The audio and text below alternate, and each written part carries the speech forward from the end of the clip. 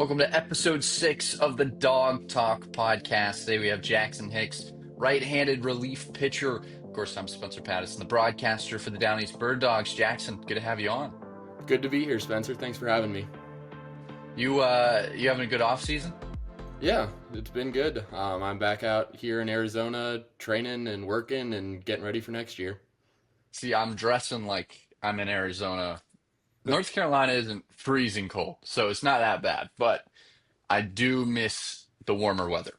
Yeah, we've So still got the AC running every day here, still in the 70s, 80s, so it's pretty nice. I'm jealous. I really am. The thing is, I grew up in Colorado, so I'm so used to the cold.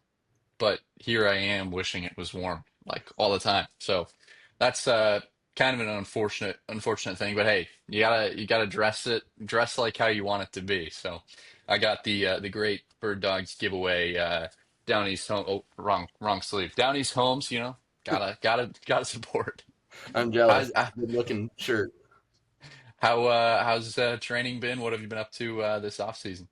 It's been good. Just trying to, last year, for those who don't know, I was coming off of Tommy John surgery, so last year was really just getting back in the flow of pitching in games again and trying to get back to feeling like myself on the mound. And then this offseason, the goal is to kind of get back to where I was, hopefully beyond that in terms of velocity, pitch mix, stuff like that. So it's been fun trying to fine tune things and find little ways to get better every day. I love it. I love it. What you've been working? You've been hanging around? Yeah, working a lot, training a lot. I've been staying busy. There you go. I like it. You golf at all? No, I'm the rare relief pitcher that doesn't golf. Never. See, I'm not a huge golfer, but if I lived in Arizona in the winter, you're just obligated to golf. So you're a shame. Yeah, I wish I'd picked up golf sooner. I've been golfing one time. I bought 12 balls, lost them all in the first like six holes.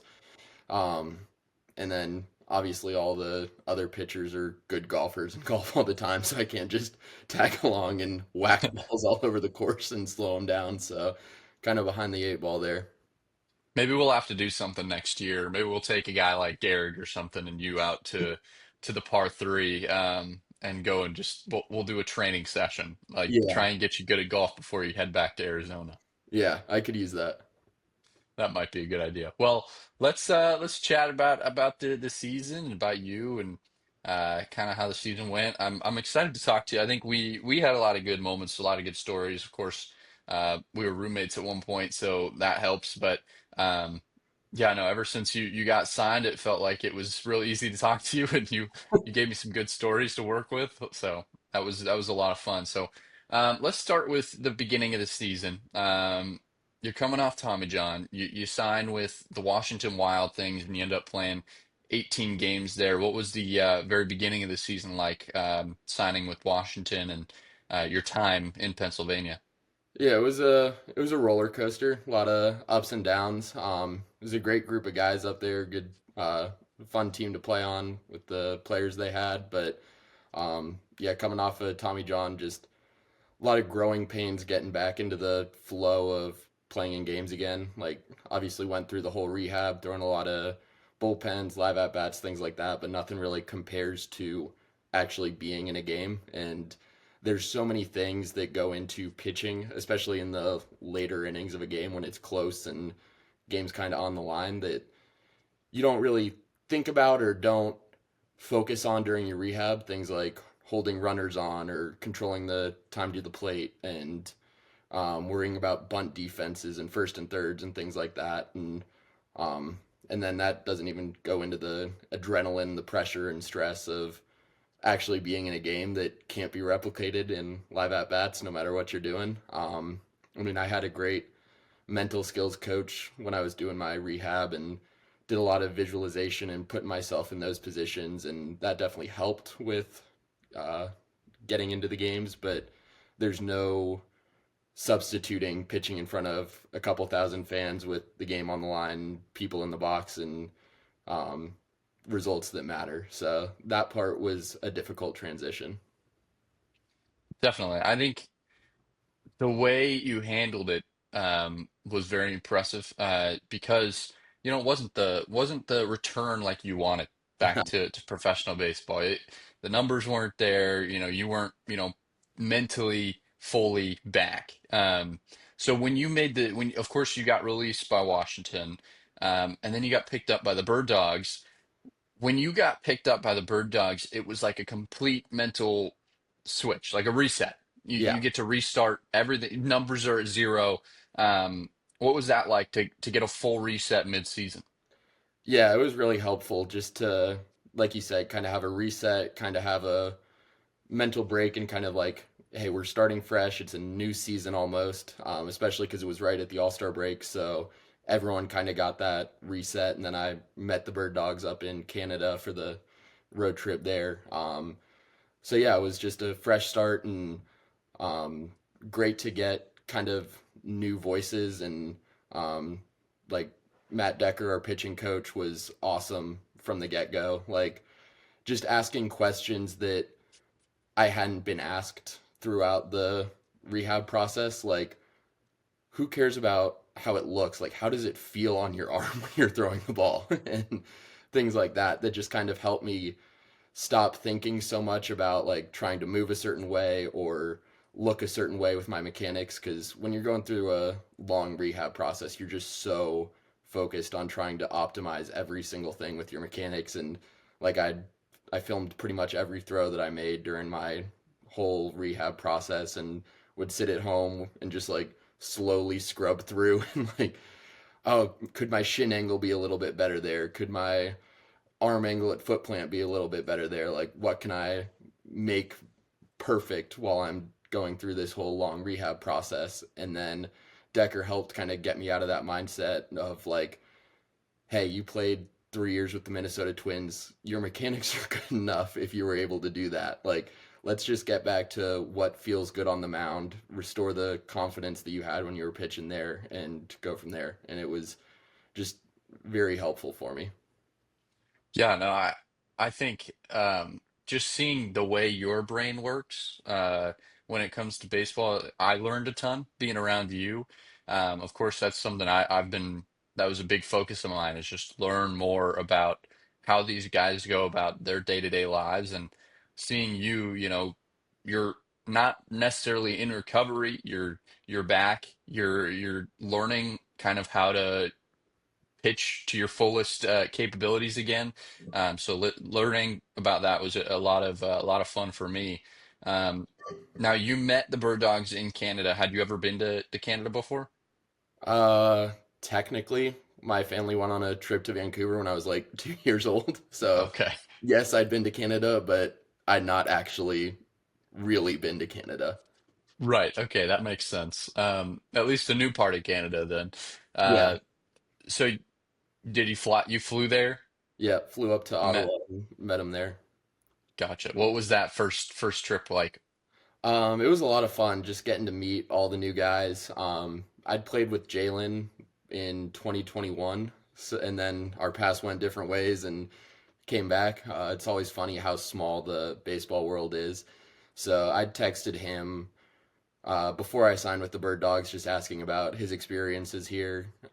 He obviously was like, "It's great, I love it." So then when I signed, I'm like, "Hey, I'm gonna be up in Ottawa in 2 days," and he helped. He's like, "Hey, a bunch of guys are going to the field to throw on the off day," and got to go and meet the guys on the Monday before we played our first games. So that was helpful, and yeah, it was just such a good group of guys that we had in the clubhouse last year that was super welcoming and made it feel like home from day one, even though they'd been together for 2 months by that point and I was the new guy. Felt like I just was able to join the team seamlessly and not have that kind of, oh, you're the new guy. There's always some sort of like awkwardness when someone joins a new team, but I didn't feel that at all here. Yeah, no, a great group. Really, that's Yeah. one thing that we've said time and time again on the podcast. There's just I mean, we really haven't had any bad experiences. Players are all just like being around each other. It's a good group. Well, you played 15 games for the Bird Dogs, a 4.57 ERA with four saves, and man, there were some sparks in there that it just felt like you were lights out. You were amped, and that's some emotion that it felt like we really needed at times. Someone to go in there, shove, and be amped. It feels like sometimes, when you're in the middle of the season and, you're in the dog days of the summer, it's hard to get into that mood and that mode, at least for everybody. But I feel like you set the tone when you came in, and that was really fun to watch, especially up in the press box. What was your time throughout the rest of the season with the Bird Dogs? Yeah, like you said, it was just really fun to play with the group of guys every day and then kind of grow into a role from middle relief to being in the late innings to eventually getting to close out games. And that's something that I always take a lot of pride in, coming in the ninth inning and closing out a game. Think about it as like the other 15 guys or how many guys have played that day between the starters and relievers. They've done their job to give us a lead going into the last inning, and it's my job to make it worth it with the last three outs and let us high five on the field and shake hands and celebrate a win after. So that's something I take a lot of pride in, and yeah, it was really fun to have that role again because that was part of the role that I had in my time with the Twins, and it was nice to feel that again on the mound after the long time away. One of my favorite things about you, you can just tell that you care so much. You care about how you play, you care about how others play, you care about winning. You just care a lot. I can tell you love the game of baseball. You love being around it, and you love being around others. Um, so fast forward to the end of the season, that final road trip against your former team, against the Washington Wild Things. Of course, I saw it from a different perspective as from others because I'm constantly, trying to get things I can use for the broadcast out of you. Luckily, you were very helpful with that. And being your roommate for that last trip, it was real easy to be able to talk to you and learn about just kind of what your emotions were going into this series against your former team. And yeah, there was a lot of emotions, and you came in, and it was really, really interesting to see. First game of the road trip, you didn't pitch, and then or first game of the series rather, final series of the season against Washington, coming off a 3 game stretch against Lake Erie. You don't pitch in the first game. And you're really eager. You want to pitch. You want to pitch. You go in for the second game, and it's not exactly how you want it to go. It was a sudden death loss. I believe you got the blown save. Is that correct? Yeah, came in with a 1 run lead. Think leadoff single. They bunted him over to second, and then little CNI single from Tommy Caulfield through the right, the 3-4 hole between first and second to tie the game. Then got out of the ninth, pitched the 10th, and then we ended up losing in the 11th. Yeah. So obviously not fun, not something you want, but it did set up for a great final game of the season. Um, and that's why I bring it up. It's not a great memory, but it turns into a great memory the next day. Um, because you come in and you collect the save against your former team and you're amped up. So what was it like to go from, that night, that second to last game, that Saturday night, just being frustrated and, thinking that might have been your last outing of the season, and then you come in the next day and you get what you ultimately wanted from the get-go. Yeah, I mean, it was a perfect way to end the season and kind of the life of a relief pitcher, especially a late inning guy. If you're going to be the one on the field when you shake hands, you also have to take the risk of being the one on the field when the other team celebrates a walk off or you blow a save, things like that. And you just have to be able to kind of flush it and move on and be ready to pitch again the next day. So that's something I've experienced a lot throughout my career. And it was great to be able to bounce back and end the season on a high note, especially since the situation kind of mirrored exactly the situation from the night before with Ty and Run getting into scoring position and Tommy Caulfield pinch hitting with a chance to tie the game and got another ground ball. This time it was right at Christian, our second baseman. He was able to hold the runner at third, make the play at first, and then got a ground out to end it, which was, yeah, just a great way to end the season and kind of come full circle on my first season back, and it was nice. No, I mean, that was one of my favorite moments of the year. I mean, just seeing, and I was with you the night before. I Yeah. was with you that whole week, and that's that's what you've been talking about since you pretty much got here. Like, oh, I can't wait to play against Washington. Yep. That'll be a really fun series. Um, and you end up coming out and you ended the season with a win. I mean, the Bird Dogs collected the win 7-6, and you were able to seal the deal against your former team. So that was a really fun moment. Yeah, it was also great since they were chasing a playoff spot, and if they'd won that game, they'd be able to clinch. And I don't have any bad blood with the players over there, and like want them to have as much success as they can. But you never want to be in a dugout watching another team celebrate a championship, or celebrate moving on. I've been in that spot, and it's just not a fun experience. No matter what, no matter who you're playing, no matter where you're playing, you always want to be the team that's dogpiling and celebrating and uh, take it away from the other team. So just Hey, that makes sense. the competitor in you, even though we were well out of the playoffs by that point, you always want to play spoiler or do whatever you can to win every game, no matter what the standings say. Well, I know that was a great moment for you, that series. Is there any fun moments on the field or even off the field that stick out to you throughout the season? Yeah, I think my favorite moment on the field was actually my first save of the year against Sussex County.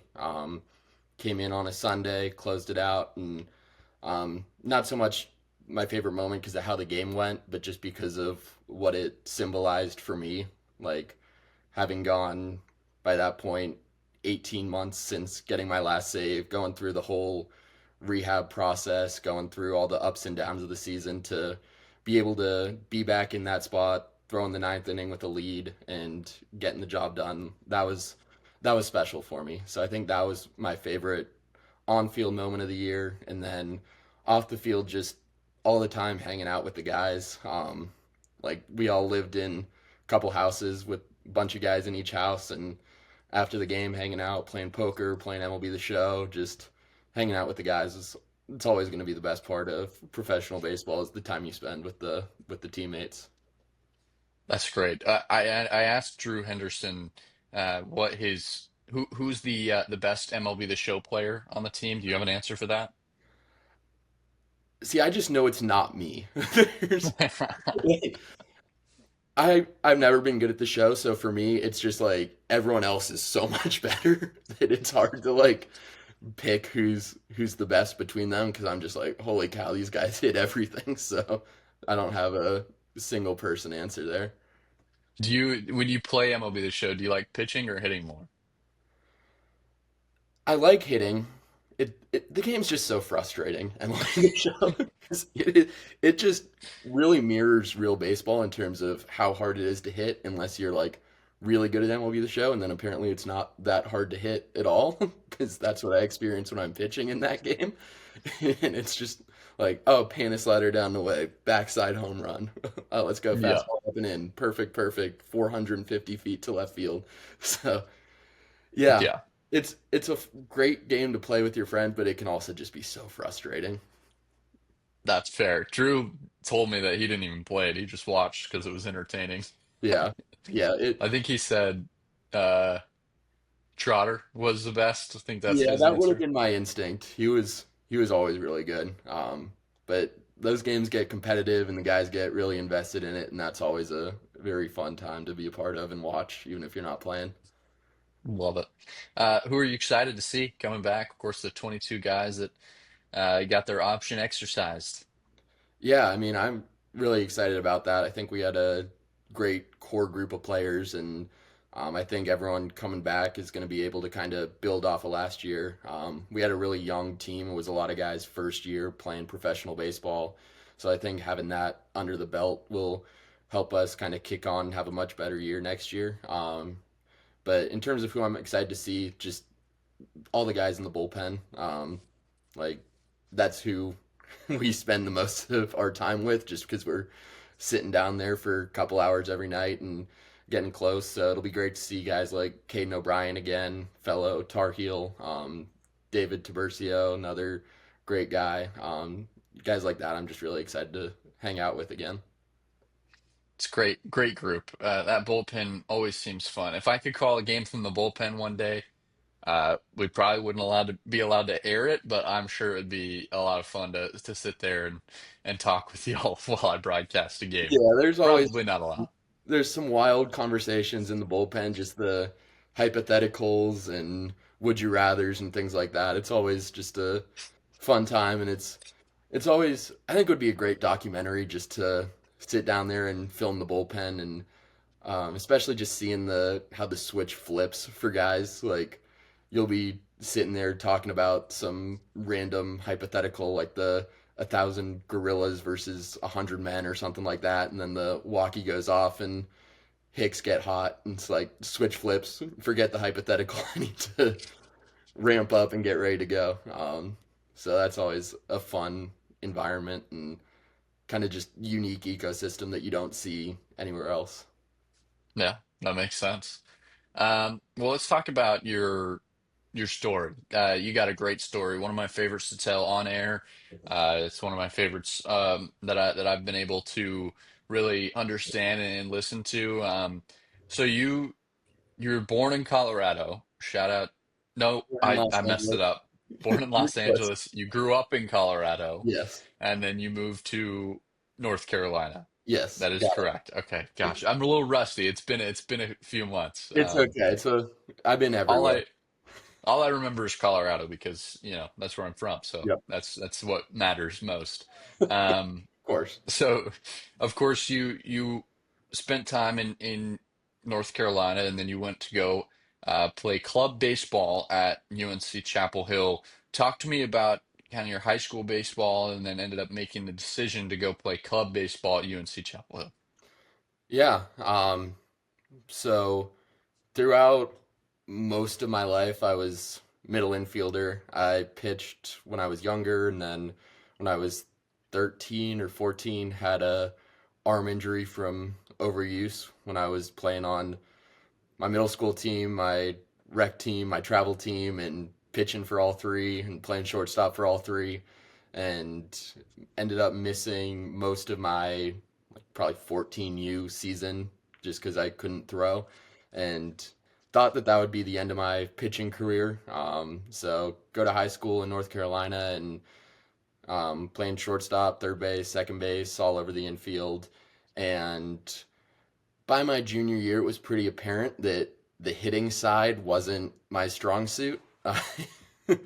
I was solid defensively, but couldn't hit my weight, and that's saying something because I was only like 180 pounds back then.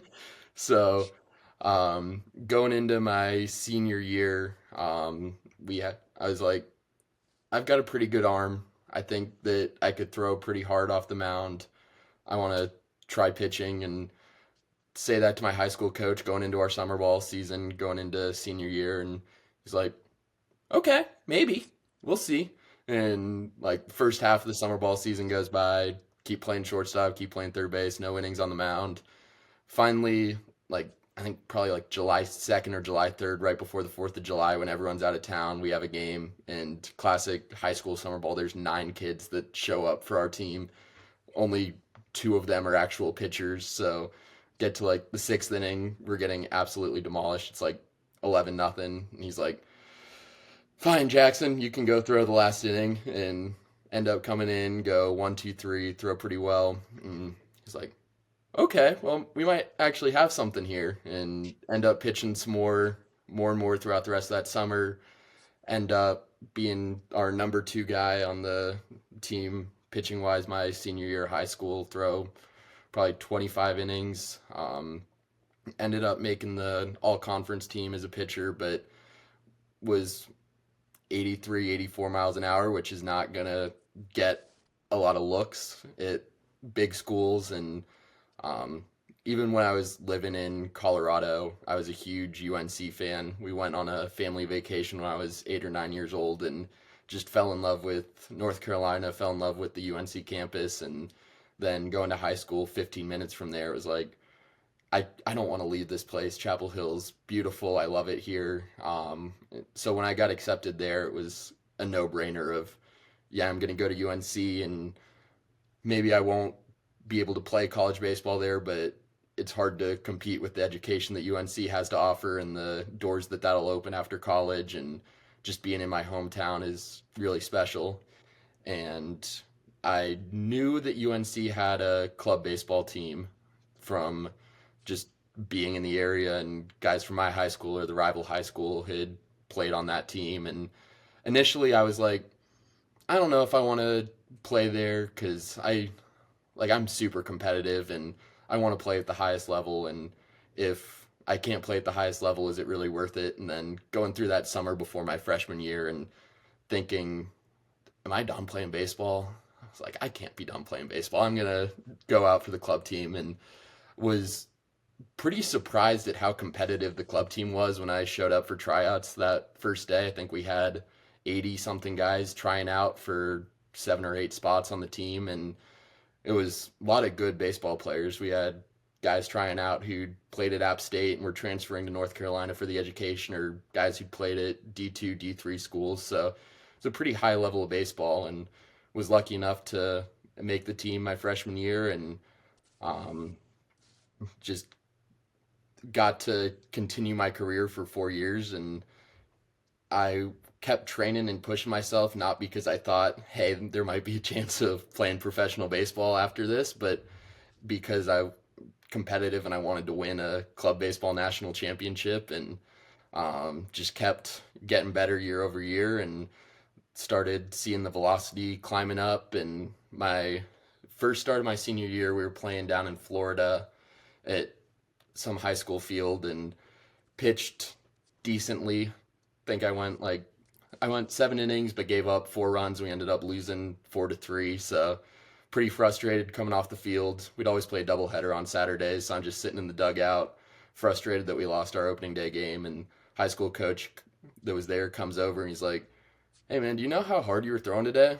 Like, no, couldn't have been that hard because they were hitting the ball pretty well and we lost. And he's like, "Yeah, I was sitting there with my radar gun the whole time and you were 90 to 92 the whole game." And that was surprising to me because I hadn't gotten on a radar gun in forever, since high school, really.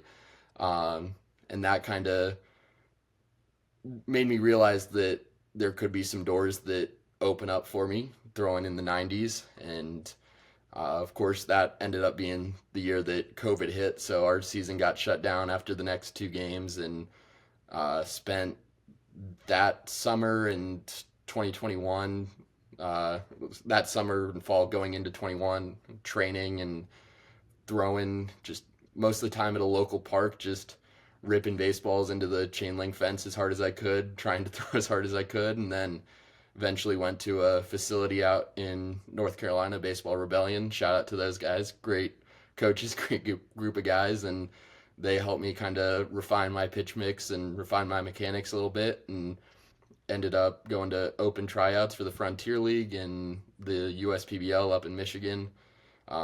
Didn't get picked up in the Frontier League, but was drafted in the USPBL draft, and that was kind of the start of my pro career.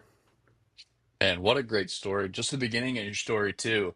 Um, you underdog in high school, your coach wasn't going to let you pitch, and then you had to convince him to. You finally get on the mound, you show, hey, I can do this. And then you go and play for a club baseball team, and not many guys get picked up out of club baseball. But you weren't done with baseball, and baseball wasn't done with you, so you went and played professionally, and here you are still playing. But when you're playing college ball, at what point did you realize, okay, I might have a shot at this? I think it was a combination of two things. The first was after my freshman year, ECU, which was like the perennial powerhouse in club baseball, won a bunch of national championships, just really good team. They had a kid, Tanner Duncan. He ended up getting picked up by the Astros after playing 4 years of club ball. Kind of similar story, pitcher. Just got seen by a team and signed after playing 4 years of club ball. And we'd seen him, and obviously he was very, very good. But I'm sitting in the dugout thinking, I could do that. Like, little bit of uh, ignorance and pride and being unrealistic, having unrealistic dreams, but you kind of have to have that if you're going to play baseball. And so that, and then had a really good sophomore season, was top five in the country in strikeouts, and was all region selection for club ball from the National Club Baseball Writers Association, which apparently exists, which I didn't know about before playing there. Um, so that those two things kind of combined to make me think, hey, if I pitch really well on the club team, maybe there will be an opportunity to play on the real team at Carolina, or maybe there will be an opportunity to get picked up somewhere after college. That's awesome. So you go play for the West Side Woolly Mammoths in the USPBL. Of course, Jalen Smith was in that league as well. Yep. Um, how long did it take for you to get signed after that? You went and got signed by the Twins, and talk about your time in the USPBL, going from club ball to pro ball. Yeah, I mean, it was a pretty quick turnaround. I think it was month and a half that I was in the USPBL before I got signed by the Twins. So it was a real whirlwind summer from I was building houses for Habitat for Humanity while I was training, so went from like May doing that to June being in the USPBL to July being in the Twins organization and playing in real minor league games. So it was just one of those things where you're just it's such a whirlwind that you don't really have time to process everything, and it was like, okay, I'm pitching here now, and didn't really have time to realize how crazy it was until that off season when sat down and had time to kind of process everything. But it was fun. I mean, the USPBL was great. It's small league. It's four teams. They all play in the same stadium in Michigan, and um, only playing a couple times a week. And it was I was just so happy to be there playing professional baseball and getting to focus on that every day, getting to just have no other responsibilities other than trying to be as good as I could be at baseball, which is really all I've ever wanted to do. So it was great, and obviously gave me the opportunity to get signed by the Twins. So really When the thankful. tw when the Twins came and snagged you, was it a shock? Like, oh my gosh, I just got signed by a minor league team, or had you been talking to teams, or kind of known that that might have been a possibility? Yeah, I'd known it had been a possibility. Like a couple weeks before, I'd had to start bumped up a day because there were a couple teams there to see me. So that was more of a shock than when I got signed by the Twins, because after that happened, I kind of knew, and my manager had told me that there was teams asking about me, and knew that it was a possibility if I kept pitching well.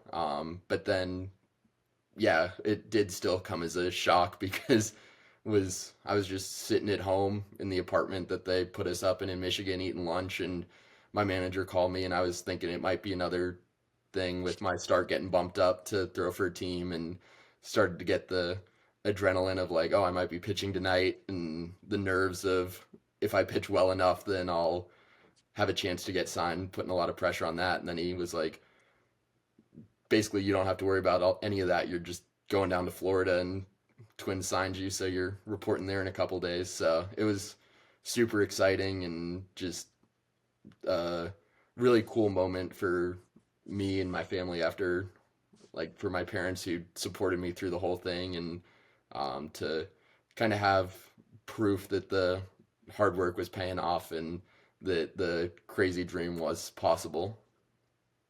Yeah. So you played part of the 2021 season with the Twins, and then the full 2022 and 2023 seasons in the Twins organization.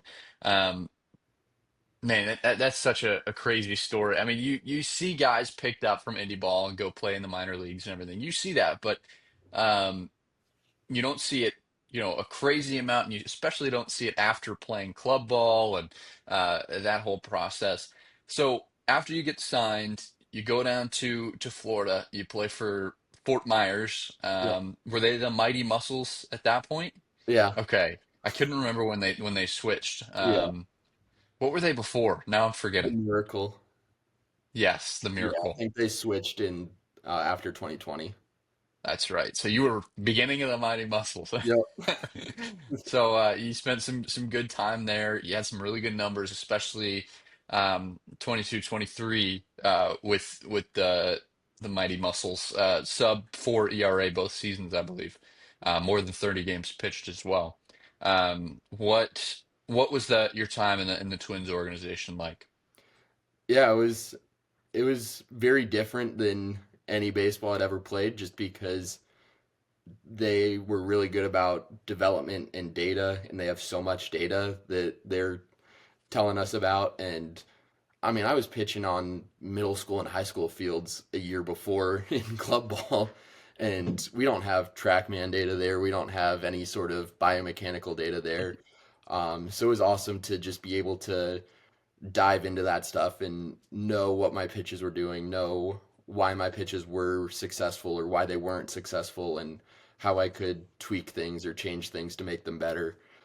So that part was really cool and definitely made me a better pitcher, more knowledgeable pitcher about why things worked. Other than like in college, I was like, huh, like my fastball seems to play well up and in, but I have no idea why.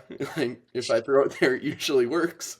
But then like the Twins are able to tell you like, hey, your fastball has this amount of vertical break or ride, and like if you throw it at the top half of the zone, it's going to play really well. If you throw it at the bottom, like down the way, that's not going to be so good for you. And like it's just a different way of looking at the game because I'd always been taught, hey, pound fastballs down the way and like try to paint that low outside corner, and then I'd give up hits on it. I'm like, man, I executed that pitch so well. What happened? So it was definitely great to learn about all that and get into all the data and analytics that baseball has to offer now, and um, the like minor league mindset of just trying to focus on development is also different than anything I'd ever experienced because like baseball for my whole life is win. It doesn't really matter how you win, just go out and win. And in the minor leagues, it's all about, hey, what's going to make you the best major league pitcher? What's going to help the major league team win? And even if that comes at the cost of winning games in low A or high A because you're working on a new pitch, that might help the big league team 2 years down the line when you're up there. So that was a different experience having pitching coaches tell me like, hey, like we lost the game last night, but you did really well giving up those 2 runs because your slider was going in the right direction, or like you executed your changeup really well, even though you gave up hits on it. Like it's getting to where we want to be. So that helped me focus more on the kind of process over results mindset. Obviously, results matter, especially in independent ball. You're trying to win every game, but like long term, being able to focus on the process of did I execute that pitch the way I wanted to, that is really helpful because especially being a reliever with small sample sizes, you can pitch really well and just give up some blue hits or have some bad luck and give up a run and lose the game. And like, yeah, the result sucks, but that doesn't mean that you need to change anything or panic because the process was really good. So like over the course of a season, those things even out, and definitely helpful to focus on the process when you're pitching in the back end of a bullpen and just trying to over the course of a season, focusing on the process is going to lead to results in the long term. I didn't even think about the fact that, you're going from high school fields in college. You go to the USPBL, a nicer stadium than Yeah. what you're used to. You're probably pretty starstruck, like, oh my gosh, this is Yeah. crazy. There's a lot of people here.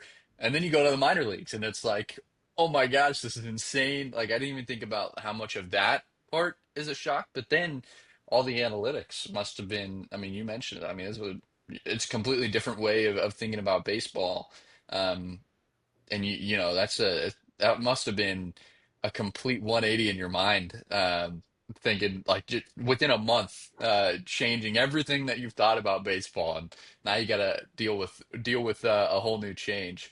Yeah. Um, Yeah. One of the first days that I was there through live at bats with the draft class, and my pitching coach sent me a email or WhatsApp or text, I can't remember which, the next day with my movement data from the pitches, and it's just a graph with a bunch of dots and stuff. I'm like, what is this? And I text him. I'm like, is any of this good? Like, how do I read this? And so he was great. Sat down, had a like hour-long conversation with me, kind of breaking everything down, and then we just sit in the bullpen, him and I talking about that sort of stuff. So he was awesome, helping me adapt to all the analytics. Shout out Jared Gaynor, pitching coach you on Instagram and Twitter. So yeah, he was great with helping me transition into that analytics area. And now look at you, total baseball nerd. I love it. Oh yeah. So now the part that is not super fun to talk about, I'm sure, but it's a big part of your story, and of course, it's the start of your comeback story, the Tommy John. It came in the off season in 2023. Tell me about kind of how it happened, and then being released by the Twins, and kind of your emotions through the process. Yeah, I mean, we're coming up on the 2-year anniversary of blowing up the elbow. That was 2 days before Christmas in 2023. I mean, was going through a normal off season of training, just trying to add velocity, which is just the perpetual goal of the off seasons is trying to figure out how to throw harder, and had been building up and was throwing harder than I ever had, and went into the facility to go do a velo day and was warming up at like 70 feet just playing catch and felt a pop in my elbow, and it's like that's probably not good, but there's no way that I blew out my elbow throwing 70 miles an hour from 70 feet away. So like gave it a couple arm circles, like tested it out, like that felt okay, and got the ball back and made another throw and just went about 20 feet like up that way. Missed my target by a ton and like couldn't finish the throw and felt my whole arm get hot and tight, and it's like, yeah, that's really not good. And went and got an MRI when I got back to Florida after Christmas, and was pretty much shredded. Everything in my elbow had torn UCL, bone spurs, bicep strain, torn flexor tendon, like just kind of a mess of the elbow. Wow. So went in for surgery in February. We did try to rehab it with the Twins for about 6 weeks, but that was really never gonna work with all the stuff that was wrong with the elbow. So went in for surgery and then got released by the Twins the same day that I had surgery. So just one of those things that shows how much of a business baseball is. And like you always hear that growing up, and especially in pro ball, it's baseball's a business. Guys have to get released, guys have to move on to make room for the new draft classes. So you always know it, but seeing that happen really shows just how much of a business this is. Yeah, I mean, to see you come back and rehab it and now play, a full season of baseball, definitely cool. And seeing your process, struggling your first couple months with the Wild things, and then bouncing back, finishing the season strong. It definitely makes me excited for next year, and to see you back in a Bird Dogs uniform and to go out there after your full off season since the Tommy John. I think that'll be a huge benefit for you, and I'm excited to see how it rolls on into the 2025 season. Yeah, I'm really excited about it. I think last year, especially the back half of the season with the Bird Dogs, was a great building block going into next year. Like, um, finally felt like myself on the mound again, just in terms of mindset and aggression, and like how you talked about with the emotion that I show on the mound and getting fired up. Like, that's always been part of who I was, and going the full year off with no pitching in games and then pitching in Washington, never really got the chance to show that emotion. And it was very cathartic to have those moments with the Bird Dogs of celebrating coming off the mound and yelling, and like that is like the highlight of any game if I get a chance to do that. And I'm really excited to kind of take that and build into next year. I'm curious now that after you mentioned about going from all you care about is winning to now I have to find out how to be the best baseball player I can be. When you got picked up by the Twins, I'm curious what it was like going back to indie ball for the first time since the USPBL. Now you have a completely new mindset. You've just spent quite a few years thinking about I need to become, the best pitcher I can be, but now in indie ball it's kind of a mixture of both. You want to Yeah. be the best you can be, but you also it's all about winning again, you care about winning. What has that been like? Yeah, I mean, it's definitely a little bit different, but I think that the more, especially pitchers that you talk to, kind of all of us have a mindset where we're like, obviously, we're competing against the batter and stuff in game and trying to win games, but we're all also kind of competing against ourselves from the day before, just trying to get better every single day. Especially now with all the data and analytics that we have at our disposal, it's pretty easy to compare yourself to prior versions of yourself and track your progress. And um, like I, um, with all the pitchers that I talk to and train with, a lot of us have the same kind of mindset of spending the off seasons trying to go day by day and get better and competing against ourselves in the off season rather than competing against the guy next to you who's a pitcher also. And then that gives you the platform when you get into the season to be at your best. And then that switch flips to instead of competing against yourself, you're competing against the guy standing in the box. So it's a little bit different than just try to win no matter what, but it is still that competitive mindset that pretty much all of us have. All right, time to get some trivia going. I think this has been fun. The past few weeks we've been doing it. Trotter, he did well. He did well. He needed some hints. Drew was doing really well last week. He got two right, and then third one just fell apart. Okay. I don't have the stapler that you are in contention for winning. That is the prize, is the The stapler. price of stapler? Is it by That's what you? is. I mean, I can sign it if that's what you need. Um, you could also just let me keep my stapler, I guess, if you end up winning. Anyways, I mean, I I've kind got of a want a couple of Spencer staplers. Pattison signed stapler. That would go for a lot of money on eBay.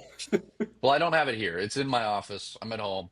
Um, so we'll get back to it, but first you got to win the Okay. trivia. What's the score to beat right now?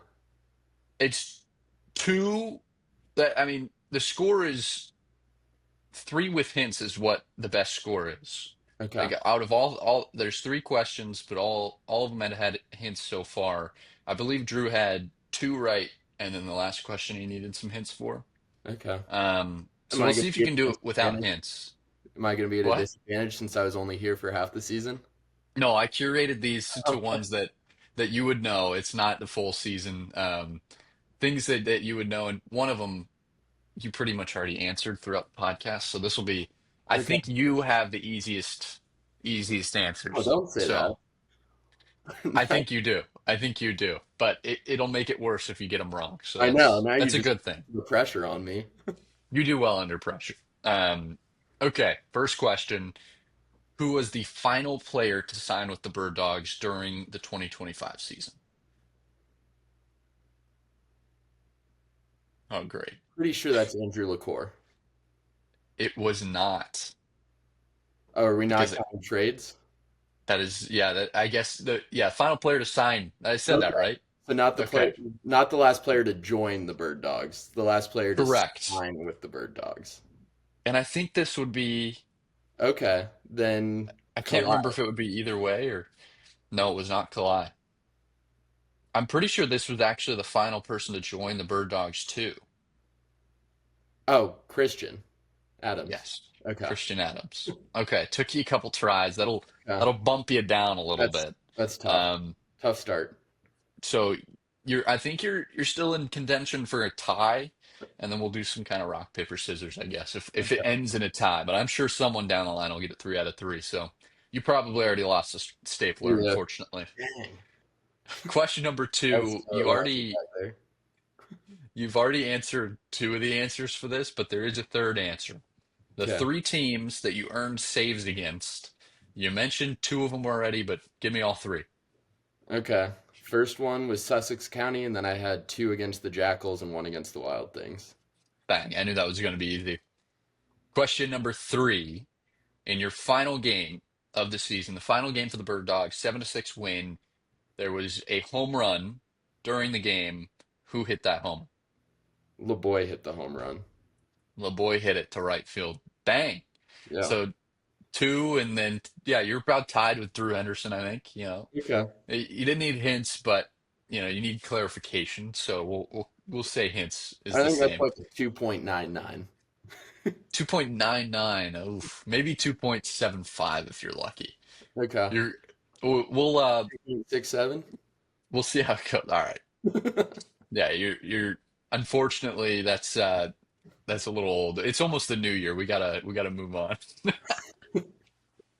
Anyways, last couple things. I wanted to talk about kind of your eating habits. I think that's really interesting to see different players and how they eat, because on the road is so much different. You got to figure out what the heck you're going to eat on the road. But even at home, if you have some time to cook, or if you're going to go out and get something, or um, everyone does it differently. I think that's really fascinating, but you do it extra different because you're a vegetarian, Yep. so you have to be very particular with what you eat. So what does your day-to-day eating habits look like?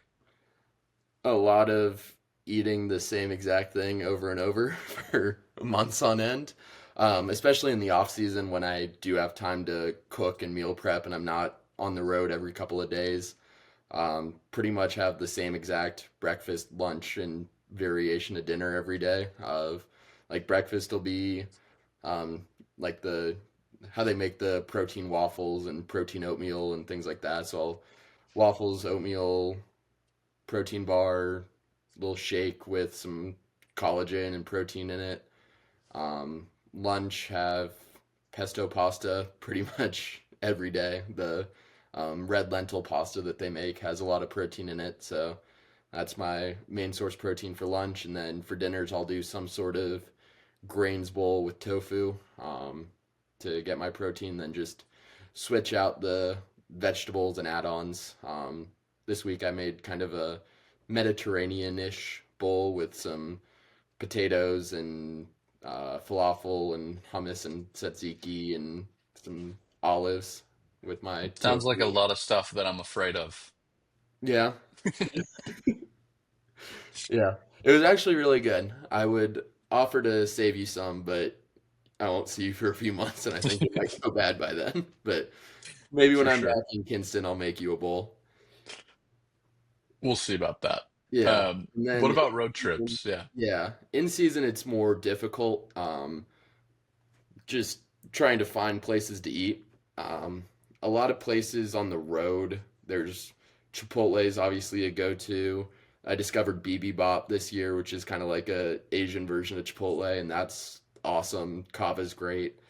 Um, so usually in whatever town we're playing in, there's one of those, and then home I'll meal prep breakfast and lunch, and then whether we're home or on the road, the pregame meal of champions is PB&J or peanut butter and honey sandwich and some sort of protein bar and get ready to go.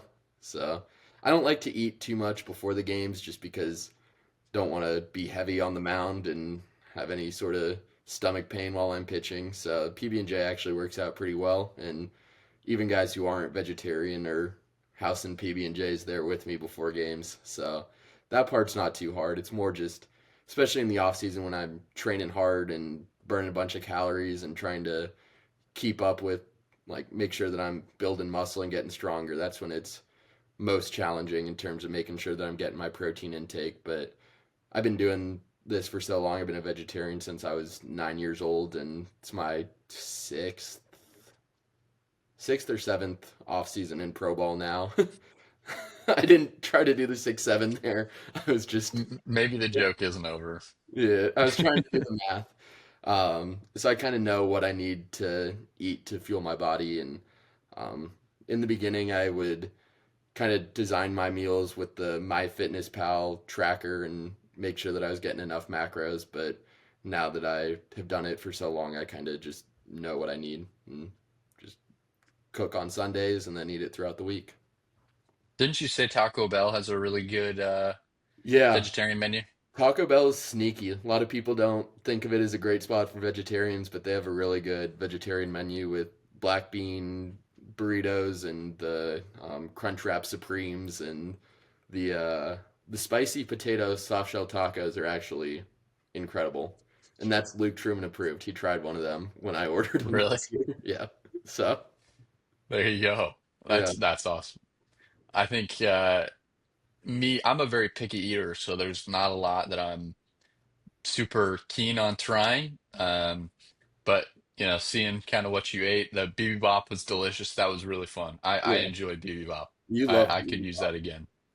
I want to go back very bad. Are you So gonna I think you need to share with the people how you say bibimbap. no, I think we can we can save that for another time. BB Bop is how I say it. Yeah, There's totally no other normal. way. Totally normal way to say it. Um, what are some of your goals for 2026? I mean, the main goal is to just win as many games as possible. I mean, however I can help the team win is the goal, and then obviously try to get picked up again and go play an affiliated ball again is the main personal goal. But I'm just more concerned with pitching well and letting things kind of take care of themselves because I've seen a lot of guys who like just put all so much pressure on I need to pitch well so I get called up to the next level or I need to pitch well so I can get signed and that invariably leads to poor results. So just focus on controlling what you can control and trusting the process and focusing on that and see where things go at the end of the year. Nice, man. What are you excited to see coming back to Kinston? I'm just excited to see the guys and of course the stadium. I mean, won the Field of the Year in the Frontier League and I don't think it was close. It's such a beautiful ballpark. The grounds crew does such a great job of making it. I mean, that was better than a lot of the fields that I played on in affiliated ball. So excited to be back there and pitching in front of the fans and hopefully we can win some more games this year and go on a playoff run. Excited to see you back in 2026. Well, thank you so much for coming on the podcast and hanging out with me for an hour. I appreciate you. Yeah, this was fun, Spencer. Thanks for having me. You're the man. Well, thank you so much, everyone, for tuning in. And hey, maybe we'll see you next year. Sorry, terrible joke. Anyways, we'll see you soon. Episode 7 coming out. Thanks again to Jackson, and we'll see you next week.